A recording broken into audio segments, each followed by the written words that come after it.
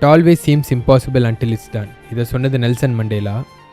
நம்ம 19th செஞ்சுரியில் இருக்கிறோம். நம்மக்கிட்ட வந்து நீல் ஆம்ஸ்ட்ராங் நான் வந்துட்டு நிலாவில் கால் வைக்க போகிறேன்னு சொன்னாலோ, ரைட் பிரதர்ஸ் வந்துட்டு நான் பறக்க போகிறேன் அப்படின்னு சொன்னாலோ நம்ம என்ன பண்ணியிருப்போம்? என்ன ட்ரக்ஸ் ஏதாவது எடுத்துகிட்டு இருக்கிறியா, ஏன் வெட்டி பேச்சு பேசிகிட்டு இருக்கிறா, உட்படுற வேலையை போய் பாரு அப்படின்னு சொல்லியிருப்போம். இதே மாதிரி சுச்சுவேஷன் வர்றப்போ இந்த மாதிரி கிரேட்டான பீப்புள் எல்லோரும் ரெசிலியன்ஸ் அண்ட் பெர்சிவியரன்ஸ் மூலமாக முடியாத விஷயத்தை முடிச்சு காட்டுறாங்க. ஆகாது, இது நடக்காதுன்னு சொன்ன எல்லோரும் அந்த ஸ்டாண்டர்டை ஜஸ்ட்டு ஃபாலோ பண்ணுறாங்க.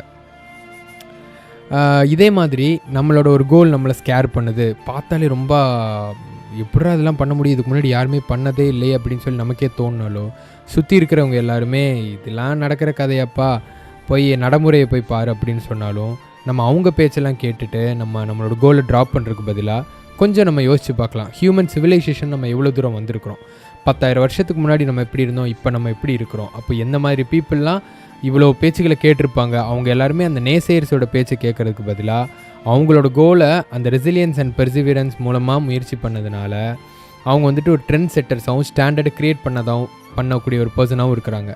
ஆகாதுன்னு சொன்னவங்களாம் அந்த ஸ்டாண்டர்ட் க்ரியேட் பண்ணதுக்கப்புறம் ஜஸ்ட் அதை ஃபாலோ பண்ணியிருக்காங்க. ஸோ ஏன் இவ்வளோ பேரை தாண்டி வந்திருக்கிற போது நம்மளால் முடியாதா? நம்ம மேலே நம்ம நம்பிக்கை வச்சு நம்மளோட கோலை கிளியராக பிளான் பண்ணிவிட்டு சின்ன சின்ன ஸ்டெப்ஸை எடுத்து வச்சுட்டு அகெயின் எவ்வளோ கஷ்டம் வந்தாலும் அந்த ரெசிலியன்ஸ் அண்ட் பெர்சிவியரன்ஸ் வச்சு நம்ம அந்த கோலை சேஸ் பண்ணுறோன்னா கண்டிப்பாக நம்ம வந்துட்டு அடிக்கடிக்கு அம்மியே நகருதுங்கிறாங்க. ஸோ நம்மளோட கோலை நம்மளால் ரீச் பண்ண முடியாதா? Stay strong.